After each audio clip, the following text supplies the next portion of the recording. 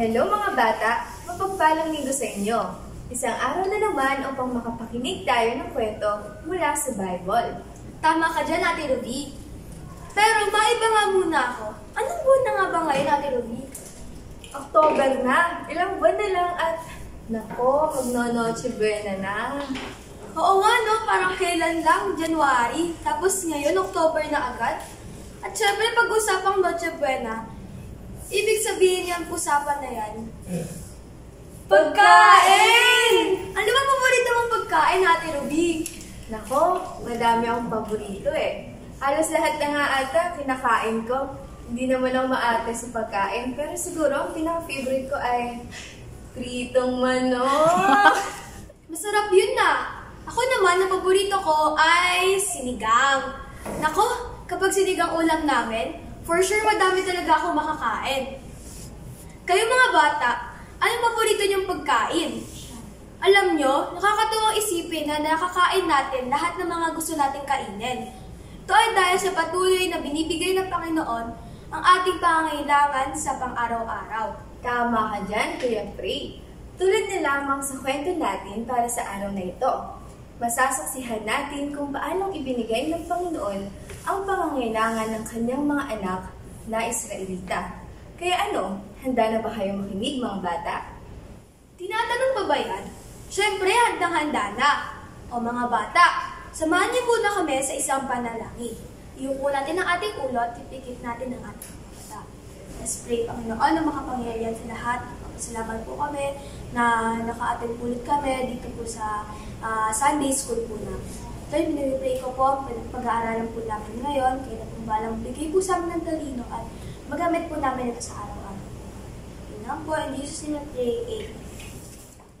Is anything too hard for the Lord? Is anything too hard for the Lord?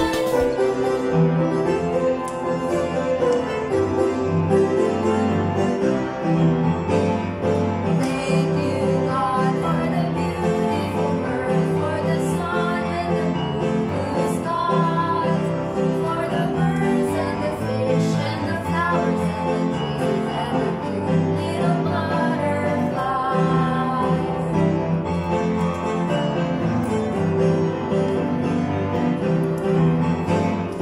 Thank you, God, for the beautiful world, for the sun and the blue skies, for the birds and the fish and the flowers and the trees and the little butterflies.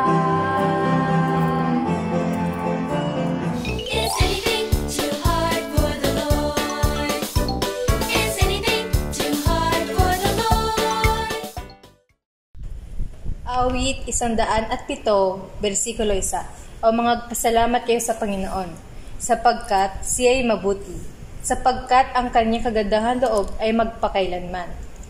Isa pa mga bata, awit 107, versikulo 1. O magpasalamat kayo sa Panginoon, sapagkat siya ay mabuti, sapagkat ang kanyang kagandahan loob ay magpakailanman.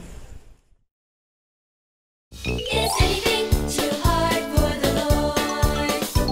Is anything too hard for the Lord? Sa patnubay ng Diyos, tinawid ng mga Israelita ang disyerto patungong Sinai. Dumating ang panahon na naubusan na sila ng makakain. Nagreklamo sila kina Moises at Aaron. Sinabi nila, Sana pinatay na lang kami ni Yahweh sa Ehipto. Buti pa roon, nakakakain kami hanggang gusto namin. Pero dinala ninyo kami sa disyertong ito para patayin sa gutom. Sinabi ng Diyos kay Moises, Magpapaulan ako ng pagkain mula sa langit para sa inyong lahat.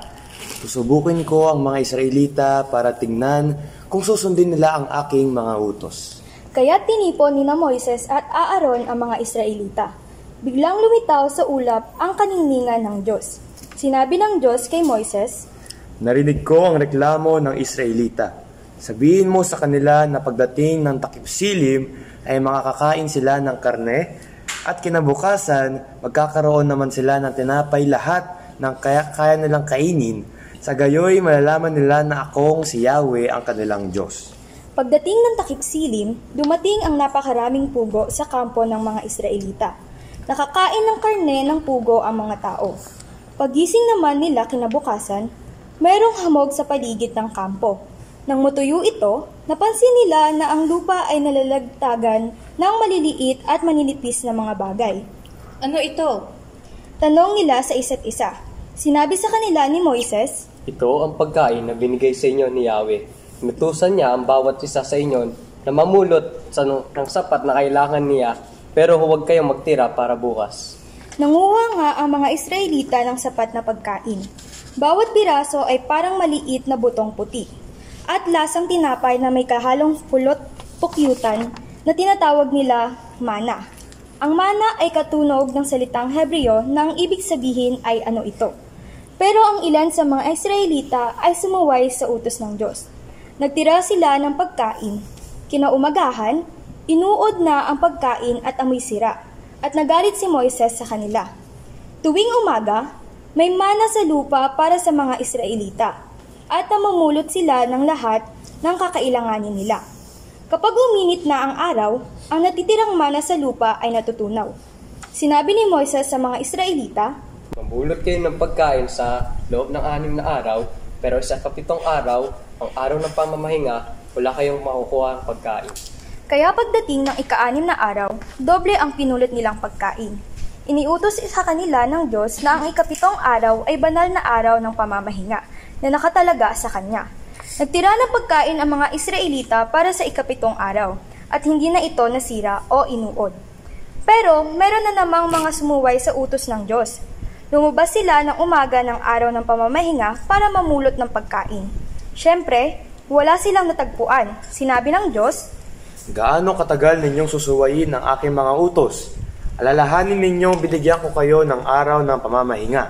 Iyan ang dahilan kung bakit kapag ika-6 na araw, lagi ko kayong bibigyan ng sapat na pagkain para sa 2 araw.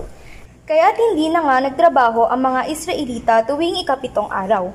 Mana ang kinain ng mga Israelita hanggang maharating nila ang Kanaan, ang lupang ipinangako. Is anything too hard for the Lord? Is anything too hard for Tunay na napakadakila ng ating Panginoon. Hindi niya pinabayaan ang kanyang mga anak at ibinigay ang mga pangangailangan ng mga ito.